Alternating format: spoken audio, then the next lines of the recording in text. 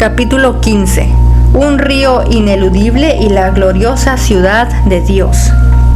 Después de las agradables pláticas que acabo de referir, vi en mi sueño que habían pasado ya los peregrinos la tierra encantada y estaban a la entrada del país de Béula. Muy dulce y agradable era el aire de este, y como quiera que el camino iba por medio de él, se recrearon allí por algún tiempo.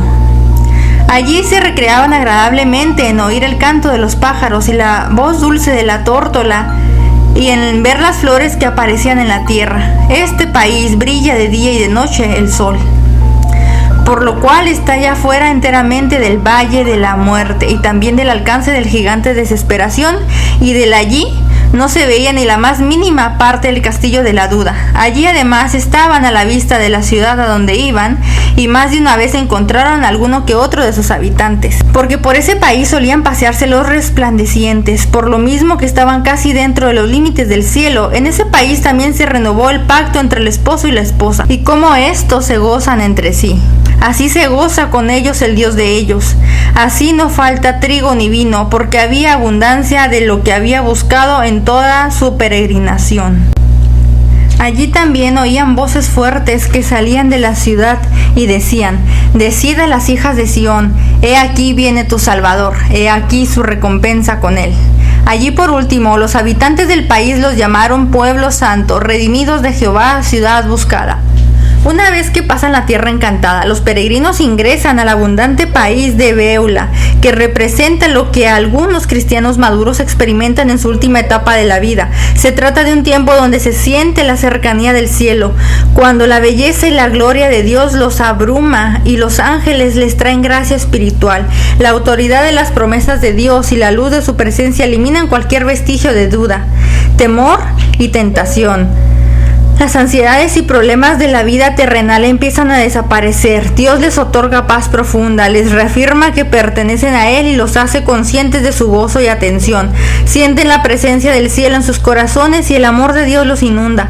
Si bien tan solo pueden ver por espejo oscuramente, 1 Corintios 13:12, tienen la profundísima confianza que pronto estarán en el hogar celestial. Dichosos ellos, según iban caminando por ese país, tenían mucho más regocijo que en las partes más remotas del reino a que se dirigían, y cuanto más se acercaban a la ciudad, tanto más magnífica y perfecta era la vista que se les presentaba. Estaba edificada de perlas y piedras preciosas, sus calles estaban empedradas de oro. Así que a causa del brillo natural de la ciudad y del reflejo de los rayos del sol, se puso enfermo de deseos cristiano. Esperanza sintió también uno de 2 ataques de la misma enfermedad, por lo cual tuvieron que reclinarse allí un poco, exclamando en medio de su ansiedad: si hallareis a mi amado, hacedle saber cómo de amor estoy enfermo. Más fortalecidos un poco y hechos capaces de sobrellevar su enfermedad, prosiguieron su camino, acercándose cada vez más y más hacia donde había viñedos frondosos y deliciosísimos jardines, cuyas puertas daban sobre el camino. Encontraron al jardinero y dirigiéndose a él preguntaron: ¿de quién son estos viñedos y jardines tan hermosos? Contestóles: son del rey, y se han plantado para su deleite y para solaz de los peregrinos. Y les hizo entrar en los viñedos, les mandó refrescarse con lo más regalado de sus frutos, y les mostró también los paseos y cenadores donde el rey se deleitaba. Y por último, los invitó a detenerse y a dormir allí. Vi que mientras dormían hablaban más que en todo su viaje, y recapacitando yo sobre ello, me dijo el jardinero: ¿por qué recapacitas sobre esto? Es la naturaleza del fruto de estas viñas entrar suavemente y hacer hablar los labios de los que duermen. La palabra Béula significa desposada y aparece en Isaías 62:4 para indicar la unión íntima y vital de Dios con su pueblo. Dios había rechazado a Israel cuando éste se encontraba en el exilio por causa de su pecado, pero Isaías profetizó que Dios restauraría plenamente la relación con su pueblo. Dios los apartaría para sí mismos, los favorecería, protegería y se alegraría por ellos. Versículo 4 y 12.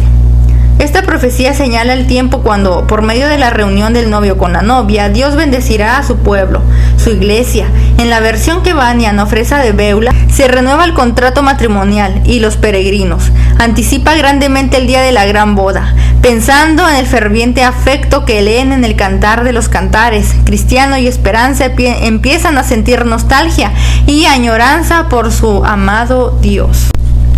Cuando se despertaron, se preparaban a acercarse a la ciudad, pero como he dicho, siendo esta de oro fino, era tal el reflejo del sol sobre ella y tan sumamente glorioso, que no pudieron contemplarla con la faz descubierta, sino por medio de su instrumento hecho para ellos. Y vi que, según iban andando, les encontraron 2 hombres con vestiduras relucientes como el oro, y sus rostros brillaban como la luz, quienes les preguntaron de dónde venían, en dónde se habían hospedado, qué dificultades y peligros, y qué consuelos y placeres habían encontrado en el camino. Y satisfechas estas preguntas, les dijeron: solo 2 dificultades os restan, e inmediatamente entraréis en la ciudad. Cristiano y su compañero pidieron luego a los hombres que les acompañasen. Estos contestaron que lo harían con gusto, pero que tenían ellos que alcanzarlo con su propia fe, y marcharon juntos hasta llegar a la vista de la puerta. Ya allí vi que entre ellos y la puerta había un río, pero no había ningún puente para poder pasarlo, y el río era muy profundo. A la vista de él, los peregrinos se asustaron mucho, pero los hombres que les acompañaban les dijeron: habéis de pasarlo, no podréis llegar a la puerta. ¿Pero no hay otro camino?, preguntaron. Sí, les contestaron, pero a solo 2, a saber, Enoc y Elías, se les ha permitido pasar por él desde la fundación del mundo. Ni a nadie más se permitirá hasta que suene la trompeta final. Entonces empezaron los peregrinos, especialmente Cristiano, a desconsolarse en su corazón y mirar a uno y otro lado, pero ningún camino pudo hallar por el cual pudieran evitar el río. Preguntaron entonces a los hombres si el agua estaba en todas partes a la misma profundidad, y se les dijo que no, que el encontrarla más o menos profunda sería según su fe en el rey del país, no pudiendo ellos ayudarles en tal caso. El episodio del río, que representa la muerte, tiene el propósito de asegurar a los creyentes que no deben temer la muerte. Estamos unidos a Cristo por medio de su resurrección y victoria sobre la muerte, y jamás nos separaremos de su amor. Nos ha prometido que nunca nos abandonará. La muerte es el umbral a una gloriosa vida eterna con Dios, llena de libertad, paz y gozo. Bunyan deseaba ayudar a los creyentes a estar preparados para la muerte y hacerlo de una manera que honrara a Dios, recordando que solamente tenemos una oportunidad de hacerlo. Cada uno de nosotros tendrá una experiencia única frente a la muerte, pero en cada caso será la prueba pública y final de nuestra fe. ¿Lograremos recordar su bondad, poder y esperanza en Él? ¿Confiaremos en Él, que nos dará valor y fortaleza? ¿Confiaremos en su amor y sus promesas en vez de hacerlo en nuestras emociones? ¿Creeremos finalmente en Él? Decidiéronse pues a entrar en el agua, mas apenas lo habían hecho empezó Cristiano a sumergirse, exclamando a su buen amigo: Esperanza, me anego en las aguas profundas, todas son ondas y sus olas pasan sobre mí. Esperanza contestó: ten buen ánimo, hermano, siento fondo y es bueno. Entonces dijo Cristiano: amigo mío, hanme rodeado los dolores de la muerte y no veré la tierra que mana leche y miel. Y en esto cayó sobre Cristiano una grande oscuridad y horror, de tal manera que no podía ver lo que estaba delante. Perdió también sus sentidos en gran parte, de modo que no podía acordarse ni hablar cuerdamente de ninguno de los dulces refrigerios que había encontrado en su camino. Todas las palabras que pronunciaba daban a entender que tenía horror de corazón y temores de morir en ese río, y nunca tener entrada por la puerta de la ciudad celeste. Los circunstantes observaban también que tenía pensamientos muy molestos de los pecados que había cometido, tanto antes como después de hacerse peregrino. Se observó que estaba molestado, además, por las apariciones y fantasmas y espíritus malos, pues de vez en cuando lo indicaban sus palabras.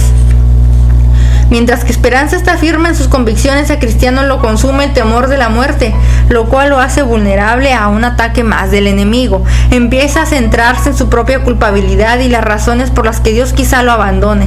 Al confiar en sus emociones, empieza a sufrir ataques de pánico y se olvida de cuán bueno ha sido Dios con él.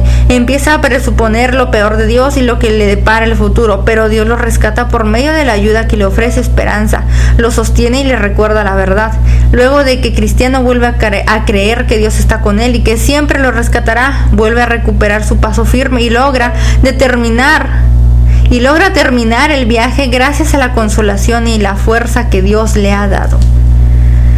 Mucho trabajo, pues costaba a Esperanza conservar la cabeza de su hermano por encima del agua. Algunas veces le sumergía enteramente, después de lo cual salía casi medio muerto. Trataba de consolarle, hablándole de la puerta y de los que en ella le estaban esperando, pero la respuesta de Cristiano era: es a ti a quien esperan, ha sido siempre Esperanza todo el tiempo que te he conocido. De seguro que si yo fuera acepto a él, ahora se levantaría para ayudarme, pero por mis pecados me ha traído al lazo y me ha abandonado en él. Nunca, contestó Esperanza. Has olvidado sin duda el texto en que dice de los malos: no hay ataduras para su muerte, antes su fortaleza está entera. ¿No están llenos en trabajo humano, ni son azotados con los otros hombres?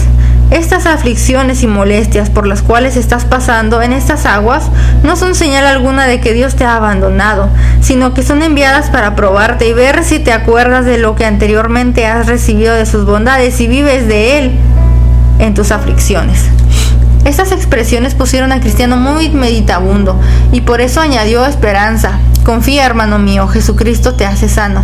Al oír esto, Cristiano prorrumpió en voz alta: sí, ya lo veo y oigo que me dice: cuando pasares por las aguas, yo seré contigo, y cuando por los ríos te anegaran. Con estas pláticas se animaban mutuamente, y el enemigo nada podía contra ellos, en términos que los dejaron como si estuviera encadenado hasta que hubieron pasado el río. La profundidad de este iba disminuyendo. Pronto encontraron ya terreno donde hacer pie y acabaron su paso. Bunyan ofrece compasión pastoral a los lectores por medio de los protagonistas de su obra, que han demostrado tener una firme fe en medio de la muerte. Efectivamente, hemos sido llamados a ser como Esperanza y confiar en Cristo, que venció la muerte y anuló su aguijón. Pero si deseamos que el temor nos debilite cuando nos enfrentemos a lo desconocido, Dios siempre será fiel a sus promesas, con su eterno amor. Dios salva a todos los que creen en Cristo, grandes y pequeños. Cuán gran confianza, esperanza y ánimo nos da esto, que Dios lleve al hogar celestial incluso a aquellos que flaquean al final. Es gracia de Dios de principio a fin. Qué consuelo tan grande experimentaron cuando a la orilla del río vieron de nuevo a los resplandecientes saludándolos. Les decían: somos espíritus administradores enviados para servicio a favor de los que serán herederos de la salvación. Y así iban acercándose a la puerta. Es muy de notar que la ciudad estaba colocada sobre una gran montaña, pero los peregrinos la subían con facilidad, porque los resplandecientes les daban el brazo y además habían dejado tras de sí en el río sus vestiduras mortales. Habían entrado en él con ellas, pero salieron sin ellas. Por eso subían con tanta agilidad y prisa, aunque los cimientos sobre los cuales estaba fundada la ciudad están más altos que las nubes. Con cuánto placer pasaban las regiones de la atmósfera, hablando entre sí dulcemente y consolados porque habían pasado con seguridad el río y tenían a su servicio tan gloriosos compañeros. Qué agradable les eran también la conversación con que los resplandecientes tenían. Allí, les decían estos, una gloria y hermosura inefables. Allí está el monte Sión, Jerusalén celestial, la compañía de muchos millares de ángeles y los espíritus de los justos ya perfectos. Ya estáis cerca del paraíso de Dios, en el cual veréis el árbol de la vida y comeréis de su fruto inmarcesible. A la entrada recibiréis vestiduras blancas y vuestro trato y conversación serán siempre con el Rey hasta todos los días de la eternidad. Allí no volveréis a ver ya más las cosas que veíais y sentíais en la región inferior de la tierra, es decir, dolor, enfermedad, aflicción y muerte, porque todo eso ha pasado ya. Vais a juntaros con Abraham, Isaac y Jacob y los profetas, hombres a quienes Dios ha librado del mal venidero y que ahora descansan en sus lechos por haber andado en su justicia. Vais a recibir allí consuelo por todos vuestros trabajos y gozo por toda vuestra tristeza. Recogeréis lo que sembrasteis en el camino, a saber, el fruto de todas vuestras oraciones y lágrimas y sufrimientos por el Rey.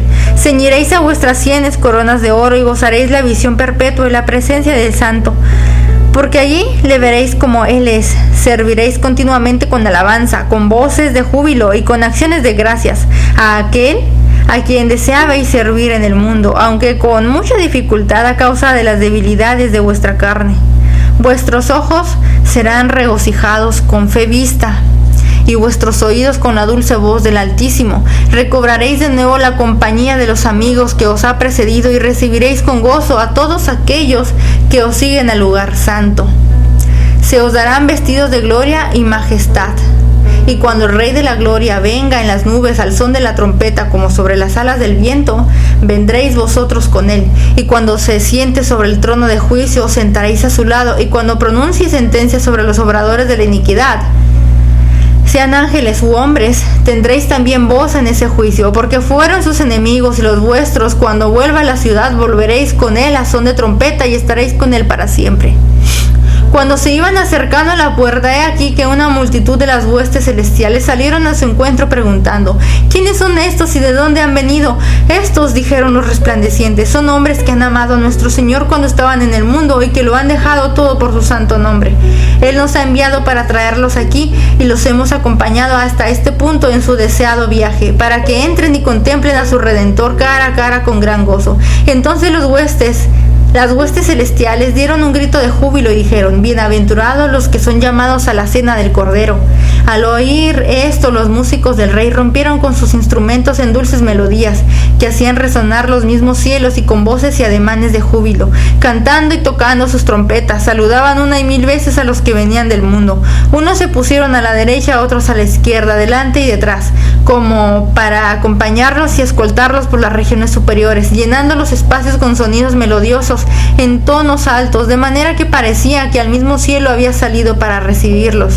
Era la marcha triunfal más hermosa que se pudo ver jamás. Todo indicaba al cristiano y a su compañero cuán bienvenidos eran en la ciudad y con cuánta alegría se les recibía en ella.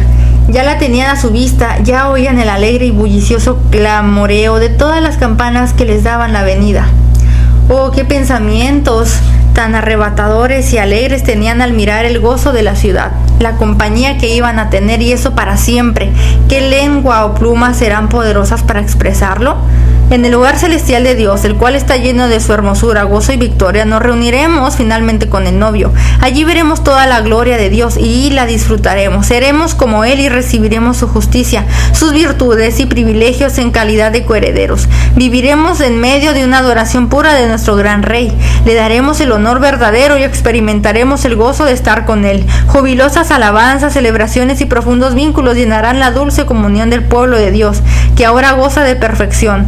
Todos habremos sido sanados, fortalecidos y tendremos una infinita paz. En ese espléndido hogar celestial, donde realmente pertenecemos y a donde nos dirigimos, seremos tal como realmente somos y viviremos para lo que fuimos creados, para adorar, amar y vivir en bendita unión con Dios y su pueblo. Ya llegaron a las puertas de la ciudad, encima de la cual vieron grabadas con letras de oro las siguientes palabras: bienaventurados los que guardan sus mandamientos, para que su poder sea en él, árbol de la vida, y entren por las puertas de la ciudad. Llamaron fuertemente a ellas y muy pronto aparecieron por encima los rostros de los que moraban dentro: Enoc, Moisés, Elías, que preguntaron quién llamaba y oyeron esta respuesta: estos peregrinos han venido de la ciudad de destrucción por el amor que tienen al rey de este lugar. Entonces los peregrinos entregaron cada uno el rollo que habían recibido al principio, los cuales, llevados al rey y leídos por éste, y habiéndoles dicho que los dueños de ellos estaban a la puerta, mandó que se les abriese para que entrase la gente justa guardadora de las verdades. Los vi entonces entrar por la puerta, y que cuando hubieron entrado fueron transfigurados y recibieron vestiduras que resplandecían como el oro, y arpas y coronas que les fueron entregadas, para que con las primeras alabasen y les sirviesen las segundas como señales de honor. Oí también que todas las campanas de la ciudad se echaron a vuelo otra vez en señal de regocijo, al mismo tiempo que los ministros del rey decían a los peregrinos: entrar en el gozo de vuestro Señor. Con gran efusión y gozo respondieron estos: al que está sentado en el trono y al Cordero sea la bendición y la honra y la gloria y el poder para siempre jamás. Aprovechando yo entonces el momento en que se abrieron las puertas para dejarles pasar, miré hacia adentro tras ellos y he aquí la ciudad brillaba como el sol. Las calles estaban empedradas de oro y en ellas se paseaban muchedumbre de hombres que tenían en su cabeza coronas y en su mano palmas y arpas de oro con que cantar las alabanzas. Vi también a unos que tenían alas y que sin cesar nunca estaban cantando: Santo, Santo, Santo es el Señor. Y volvieron a cerrar las puertas y yo con mucho sentimiento me quedé afuera. Cuando vi, mis ansias eran entrar para gozar de las cosas que había visto. Lástima es que mi sueño no terminase aquí con tan dulces impresiones. Cuando se cerraron las puertas de la ciudad, miré atrás y vi a Ignorancia que llegaba a la orilla del río. Lo pasó pronto y sin la mitad de la dificultad que encontraron los otros dos, porque aconteció que había entonces ahí un tal Vana Esperanza, barquero, que le ayudó a pasar en su barca. Subió también la montaña para llegar a la puerta, pero nadie había allí que le ayudase o le hablase unas palabras de consuelo y estímulo. Cuando llegó a la puerta, miró al letrero que estaba encima de ella. Empezó a llamar, suponiendo que se le daría inmediata entrada, pero los que se asomaron por encima de la puerta preguntaron de dónde venía y qué era lo que quería. Él contestó: he comido y bebido en la presencia del rey y he enseñado en nuestras calles. Entonces le pidieron su rollo para entrarlo y mostrarlo al rey, pero habiendo registrado su seno no lo halló, no tenía ninguno. Dijéronle entonces: ¿no tienes ninguno? Pero el hombre no les contestó palabra. Comunicado esto, el rey mandó a los dos resplandecientes que, atado de pies y manos, lo arrojasen afuera. Y vi que lo llevaron por el aire a la puerta que había visto la falda del collado, y allí lo precipitaron. Esto me sorprendió, pero me fue de importante enseñanza, pues aprendí que hay camino para el infierno desde la misma puerta del cielo, lo mismo que desde la ciudad de destrucción. En esto me desperté y vi que todo había sido un sueño. Al confiar en su propia naturaleza y sus obras, según él, buenas, Ignorancia no lucha contra la muerte, no tiene temor ni arrepentimiento, carece de la fe excepto en sí mismo. Vana Esperanza, que piensa lo mismo que Ignorancia, le ofrece consuelo y ánimo mientras pasa por el umbral de la muerte, pero no causa cambio alguno en su mentalidad.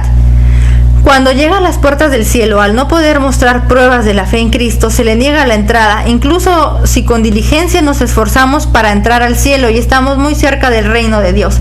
Pero no nos sometemos a las verdades del Evangelio de Dios. Recibiremos el pago por nuestros pecados y no entraremos al cielo. Y de esta manera Bunyan termina su símil con una advertencia final. Arrepiéntanse, entréguense a la gracia de Dios y crean en Jesús, el único mediador entre Dios y los seres humanos. Yo soy la resurrección y la vida. El que cree en mí, aunque esté muerto, vivirá. Juan 11:25. Conclusión. Ya, lector, que mi sueño he referido.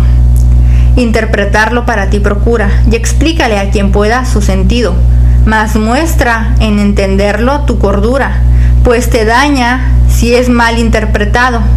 Mas si lo entiendes bien es tu ventura. Lo exterior de mi sueño, ten cuidado. Que no te preocupe en demasía, como si fuera cosa de tu agrado, ni risa, ni furor, ni alegría, te cause cual a niño o a demente. Mira bien su sustancia y su valía, aparta la cortina y fijamente, mira lo que se esconde tras mi velo, es cosa que te anime y que te aliente. Al leer este símil, sin recelo, tira la escoria, toma el oro puro, y colmado verás así tu anhelo. El oro está con mineral impuro, sí, pero nadie arroja la manzana.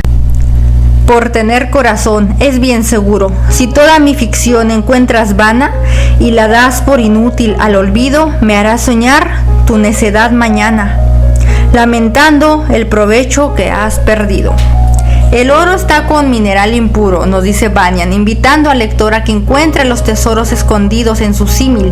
De hecho, sus contemporáneos así lo hicieron y respondieron con un profundo respeto hacia su amado pastor por su sabiduría, especialmente hacia el final de su vida. En una de sus cartas escritas en sus últimos días, anima a los creyentes a que con paciencia soporten los sufrimientos.